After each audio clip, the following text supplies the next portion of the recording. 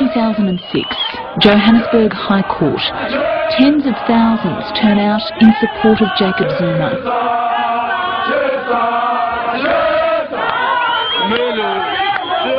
When he's acquitted of rape, the scenes of celebration are extraordinary.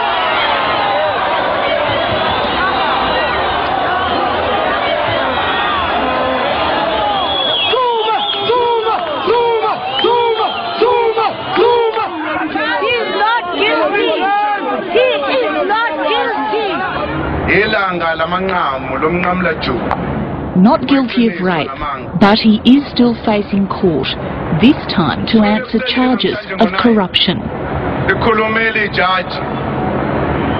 Jacob Zuma is South Africa's most controversial personality, and we've been given rare access to the man at the centre as he fends off his critics.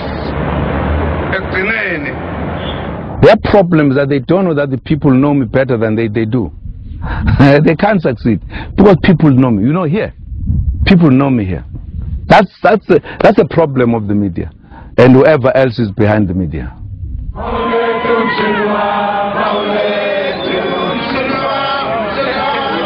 His court appearances are like campaign rallies, and he's even adopted an ANC struggle anthem as his theme song.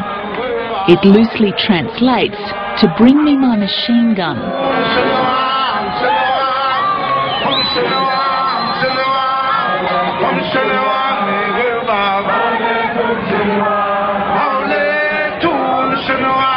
Tell me about that song, Mshinawa, Mshinawa. It's a nice song.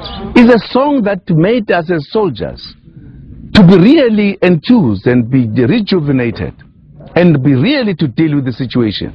And that's what it is. And it's relevant to you now then? Absolutely, it's very relevant. Absolutely.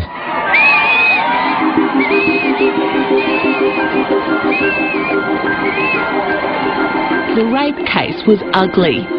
Zuma was accused of forcing himself on the 31-year-old daughter of an old friend while she was visiting the family home.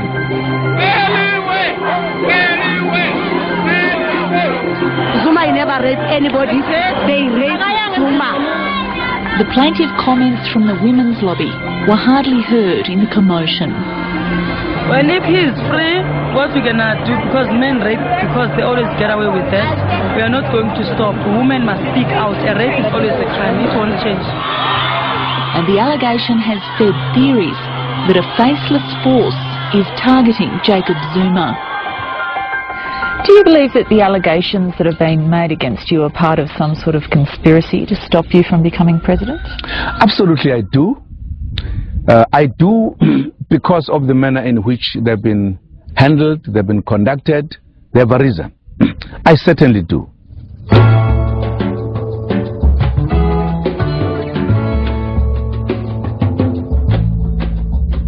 Jacob Zuma is a Zulu. He grew up in rural KwaZulu-Natal, herding cattle on the lands where the Zulu King Shaka and his impi soldiers had battled the white colonials.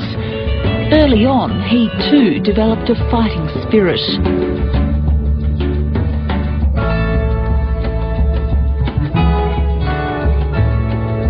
Besides my growing up in a natural way as a head boy, looking after cattle and goat, walking up these mountains, playing and doing all things, I was nourished by the stories of resistance and how colonialism had damaged our people.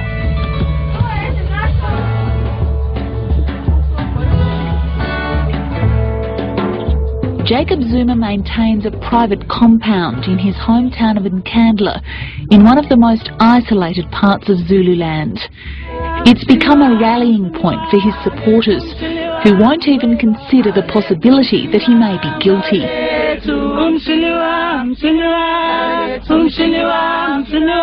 To them, Jacob Zuma is an untouchable hero of the struggle against white rule. His family is understandably leading his cheer squad. He is a people's person. and not just a people's person because he talks to people, but because he helps people. I think that is what sets him aside from most people who love people theoretically, but do not act on people's plight. Did it ever occur to you that perhaps he did do something wrong? Both the corruption and the rape trial. It's just unlike Jacob. Jacob is a simple man. He hardly owns buildings and shops and things like that. It was just unlike Jacob. I just never believed it.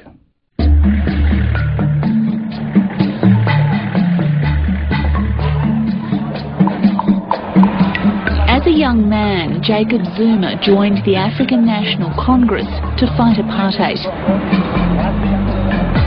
Like Nelson Mandela, he spent years in prison on Robben Island for his ANC military activities, and then 15 years coordinating ANC guerrilla fighters from exile. What has been put across? In 1990, he was one of the first ANC leaders to return to South Africa, and for that he was eventually rewarded with the deputy presidency. It's that history that explains his popularity today.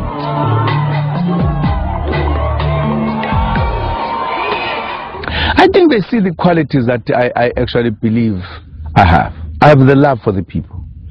I dedicated my life to liberate them and myself. I dedicated my life to fight for freedom so that we are free. Having been so discredited, Jacob Zuma is fighting to regain both his reputation and his position.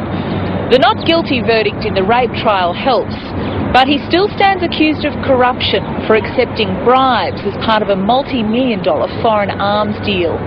A conviction could see him jailed for more than 10 years. An acquittal would boost his chance of becoming president in 2009. Last year, we all know Jacob Zuma was nominated Newsmaker of the Year. No surprises there. He was sacked as the country. Zuma accuses journalists like Reddy Dureko of prejudging his case and being part of the conspiracy to unseat him. Okay, we're taking your calls on 883-0702 446. If he's found not guilty in the corruption trial, for me, it doesn't address my fundamental concerns. We saw his bank statements, bouncing checks, debts, unpaid accounts. That is a fact that was not fabricated. So for me, a man who can't handle his personal accounts, I don't see him handling the country's finances and the economy. I'm not a bookkeeper. I'm not a bookkeeper. I know that the media has said, how could you run a country if you can't count? Are you bad with money? If we were to run a country, you don't take a test whether you're a good bookkeeper. I don't